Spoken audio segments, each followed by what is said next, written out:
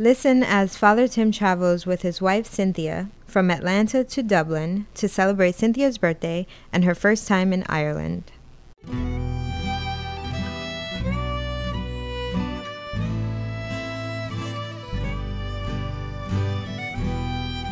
Penguin Audio presents In the Company of Others, written by Jan Karon, read by Eric Singer.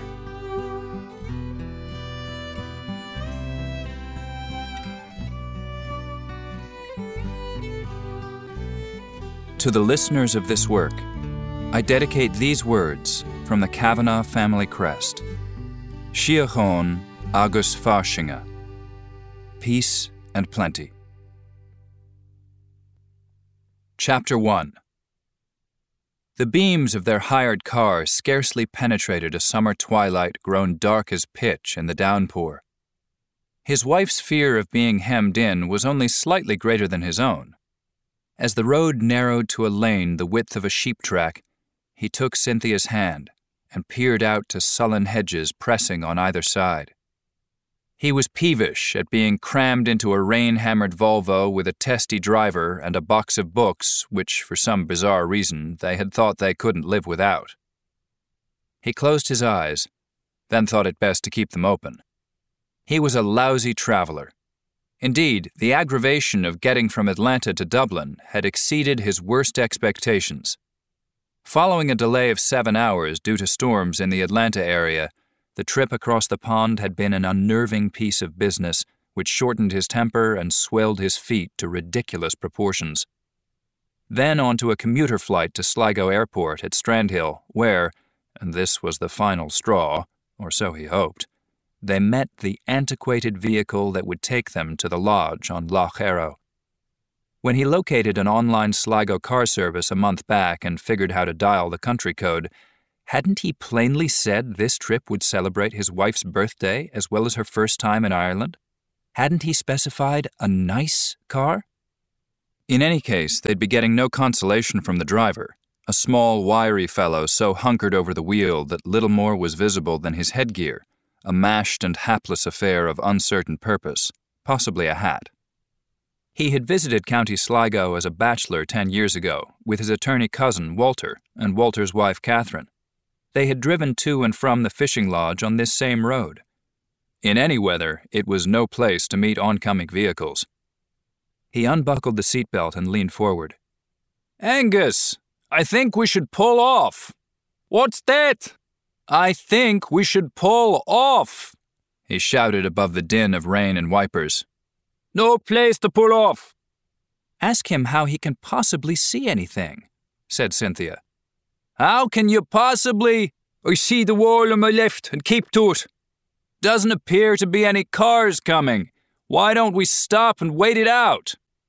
Torrential, second only to the hurricane he'd driven through in Whitecap. "I'll get round the bend there and see what's ahead," Angus muttered, shook his head. "Bleeding rain, and fog to bleeding boot." "It's what keeps you green," shouted his wife, opting for the upbeat. "That's what they all say. Myself, I'm after going on holiday to Ibiza." He sat back and tried to stuff his right foot into the shoe he'd removed on entering the car. "Timothy," said his wife, "if there's no place to pull off, what happens when people meet another vehicle?" "Someone has to back up. I never quite understood how that gets decided. Anyway, there'll be a pull-off along here somewhere.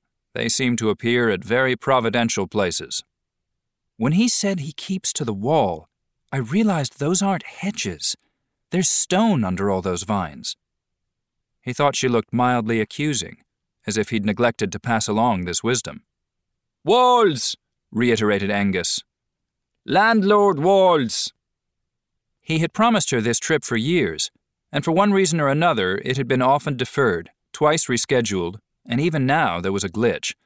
Last week, Walter and Catherine had been forced to postpone tomorrow's planned arrival in Sligo until 4 days hence. Walter's apologies were profuse. After months of red tape and head-scratching, he said, the date for meeting with a big client had come out of the blue. His cousin hated the inconvenience it would cause. After all, Catherine was the only one among them with guts to drive the Irish roadways. She was a regular Stirling Moss, Fearless, focused, fast. Too fast, the cousins had long agreed. But what could they do? They were both cowards, unfit for the job. Until Walter and Catherine arrived at the lodge with wheels, he and Cynthia would be stuck like moss on a log. "How will you manage?" Walter had asked. "Very well indeed," he said. In truth, Walter and Catherine's delay was the best of news. He and Cynthia were badly in need of 4 uneventful days, having been thrashed by the affairs of recent months. Soon after she fractured her ankle and lapsed, unwilling, into what she called her long and unlovely confinement, he learned he had a half-brother in Mississippi. There had been a few shocks in his 70 years, most of them occurring during 40-plus years as a priest, but never anything like this. As a kid, he'd once pulled that nearly impossible stunt of St. Paul's and prayed without ceasing. For a brother. It didn't work. Then, 60 years later, there was Henry Winchester. Henry, with acute myelogenous leukemia, needing stem cells from a close relative. He had quartered in Memphis with Cynthia for weeks, giving over his stem cells through apheresis, standing watch at Henry's bedside and feeling, in an odd and confusing way, that he was fighting for his own life. His long road trip in a vintage Mustang hadn't helped, of course. Then, playing out the proverb of when it rains it pours, came the sudden flare-up of his diabetes only days ago. "There's no way we're not going," he told his wife, whose recent 64th birthday had gone largely uncelebrated. "There's no way we're not going," he told his doctor, who had seen him through 2 diabetic comas and was as hidebound as they come. Hoppy Harper had preached him the lipid sermon, followed by the exercise sermon, pulled a stern face to ram the points home, then caved. "So go," he said, popping a jelly bean. 4 days. To walk the shores of Loch Arrow, to row to an island in the middle of the lake and picnic with Cynthia, to sit and stare, gaping if need be, at nothing or everything. It would be roughly in the spirit of their honeymoon by the lake in Maine, where their grandest amenity was a kerosene lamp. It had rained then, too.